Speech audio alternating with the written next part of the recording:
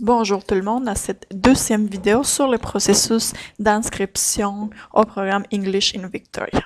Dans la première vidéo, on vous avait montré les processus pour la création du profil ou la création du dossier du participant. Dans ce cas-ci, on va vous montrer la deuxième étape, qui c'est les processus d'inscription et les paiements des frais administratifs, des frais d'inscription. Donc, on va retourner sur notre portail, puis je voulais tout simplement vous montrer les documents qui sont publics en dehors du portail. Il y a un document qui est très intéressant ici, qui s'appelle processus d'inscription. C'est un genre de schéma où vous allez voir d'une façon très simple tous les processus d'inscription. Donc, comme je vous disais tantôt, la première étape, c'était d'écrire les comptes. Par contre, vous n'êtes pas encore inscrit si vous avez créé les comptes sur notre portail. Pour s'inscrire, il faut vraiment débuter le processus d'inscription. Donc, c'est ça qu'on va faire en ce moment. Donc, on va procéder à se connecter sur les sites Internet selon notre courriel, notre adresse courriel et les mots de passe qu'on a créés nous-mêmes. Puis, une fois qu'on est dans notre compte, on va regarder le menu à gauche. Donc, le menu à gauche va nous montrer plusieurs choses, mais aujourd'hui, on va vous montrer l'inscription en ligne. Donc, vous avez deux façons pour vous inscrire. La première façon, c'est en cliquant ici, dans le menu à gauche, inscription en ligne, ou tout simplement en cliquant ici. Cliquez ici pour vous inscrire. Donc, vous allez le faire de la façon que vous voulez. Moi, dans ce cas-ci, je vais cliquer dans les boutons dans le home page. Puis, la première chose que vous allez voir, c'est les directives. On vous demande de lire attentivement ces directives. Si vous voulez garder toute cette information-là, vous pouvez tout simplement télécharger les documents en cliquant sur la première phrase. Si vous voyez ici, c'est écrit « Télécharger ici les directives ». Donc, vous allez avoir un document PDF avec toute la même information que vous pouvez garder pour vous si vous voulez aller plus loin dans le processus d'inscription. Donc, les choses à retenir de ces messages, c'est surtout de savoir quel type de participants je suis ou dans quelle catégorie je me trouve. Je vais vous expliquer ça un peu plus tard. Puis savoir qu'il y a un choix de paiement seulement pour les boursiers. Les boursiers doivent payer immédiatement le montant des frais d'inscription. Si vous êtes un élève international, vous devez payer, vous avez le choix de payer en plusieurs versements.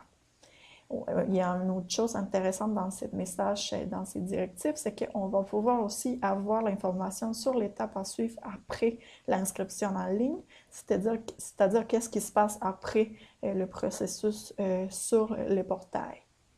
Donc, vous pouvez toujours revenir ici si vous avez des questions. Sinon, vous pouvez aussi nous écrire un petit message à l'adresse courriel international@commercial-collegegarnier.qc.ca. Donc, on va débuter l'inscription. On va faire étape suivante ici. Puis la première chose que le système va nous demander, c'est de vérifier notre information personnelle, c'est-à-dire l'information personnelle du participant. On va vérifier ça parce que c'est d'ici qu'on va télécharger l'information pour tous les documents administratifs, pour vos certificats, etc. Je vous recommande d'aller cliquer sur « Détails ». Puis vérifier si vous avez l'information sur vos parents, c'est les répondants ou les personnes en charge du mineur. Si vous ne l'avez pas ajouté, vous devez l'ajouter en cliquant sur « Modifier ». Vous allez tout simplement écrire les prénoms, nom, téléphone d'urgence, même si on va vous demander ça un peu plus tard aussi. Donc, vous devez remplir cette section-là, vérifier que tout est correct avant de cliquer sur le bouton « Étape suivante », c'est l'inscription. Donc, comme je vous disais tantôt, c'est important de savoir qu'en ce moment, on écoute cette vidéo parce qu'on va s'inscrire au programme d'immersion anglaise qui s'appelle English in Victoria. Donc, on va regarder seulement les programmes au milieu ici qui nous concernent. Ensuite, on devra savoir c'est quoi notre catégorie. Est-ce qu'on est un élève international ou on n'a pas reçu une bourse, ou on est un boursier confirmé Explore. C'est quoi un boursier confirmé? C'est-à-dire que vous avez reçu une confirmation du programme Explore, ainsi qu'une confirmation de notre programme avec la procédure pour s'inscrire. Donc, dans ce cas-ci, on va faire l'exemple en tant que boursier confirmé Explore. Mais si je clique sur International, les internationaux ont deux options, soit les internationaux canadiens ou les internationaux québécois qui ont un prix préférentiel. Notez que si vous voulez vous inscrire comme un indépendant, c'est-à-dire comme un non-boursier québécois, c'est possible qu'on vous demande des preuves de votre lieu de résidence. On va revenir sur l'exemple boursier conformé Explore. Puis ce qu'on va voir, c'est tout simplement l'option « Ajouter au panier ». Donc, c'est de cette façon-là qu'on va s'inscrire au programme en payant les frais d'inscription, qui dans ce cas-ci, c'est de 275 $. Donc, on va faire « Ajouter au panier ». Puis, c'est très important que vous soyez avec vos parents ou que vous ayez avec vous l'information d'une carte de crédit, soit Visa ou Mastercard, parce que aussitôt qu'on va cliquer sur les liens « Ajouter au panier », on va voir en horloge des 30 minutes, donc le temps commence à s'écouler. Puis, on va voir 30 minutes pour compléter la transaction et faire les paiements. Donc, une fois on fait « Ajouter au panier », on peut tout simplement faire l'étape suivante. Puis, par la suite, on va voir la description du programme. On va voir si on avait des activités. Dans ce cas-ci, on pourrait voir les activités, mais on n'a pas d'activité à acheter avant l'arrivée à Victoria. Donc, on va les laisser comme ça. Puis, on a l'option à payer immédiatement. Le système nous demande de payer immédiatement les frais administratifs. Puis, c'est très important d'aller lire les conditions. Donc, pour aller les lire, vous allez juste cliquer sur « J'ai lu » et « J'accepte les conditions ». Puis, on va aller voir et lire la politique de remboursement, la politique avant le départ, déparatif, en cas d'expulsion, etc.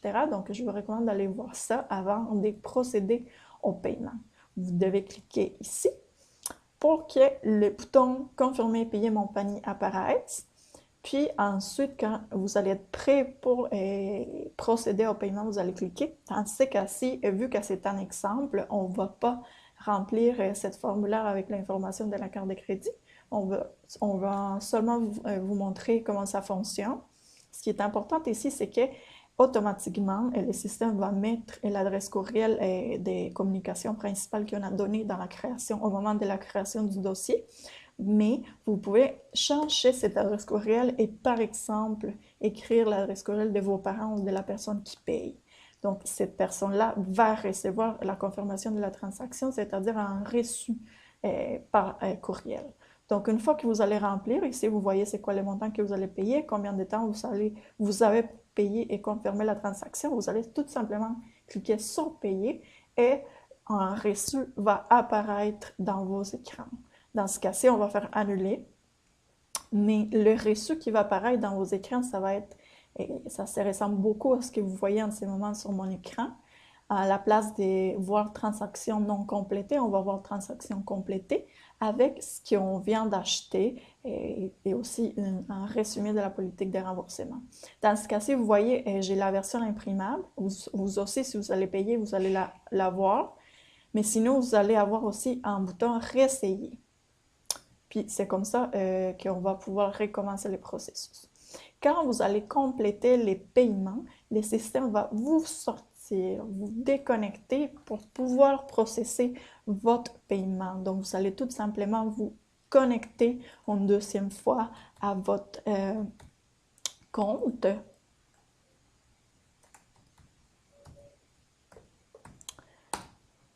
Puis, dans ce cas-ci, vu qu'on n'a pas acheté rien, on ne voit rien, mais normalement, vous devrez voir votre programme écrit juste en dessous de votre nom. Ici, c'est le nom du participant, c'est Student Example.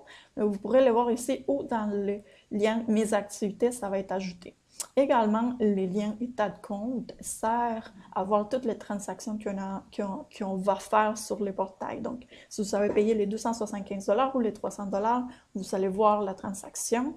Si jamais vous devez faire des paiements parce que vous êtes un élève indépendant, vous n'avez pas reçu des bourses et vous devez faire un versement au montant que vous devez, vous allez avoir un bouton ici qui c'est écrit « Faire un paiement ». Vous allez tout simplement cliquer et continuer sur la page des paiements avec le paiement par carte de crédit.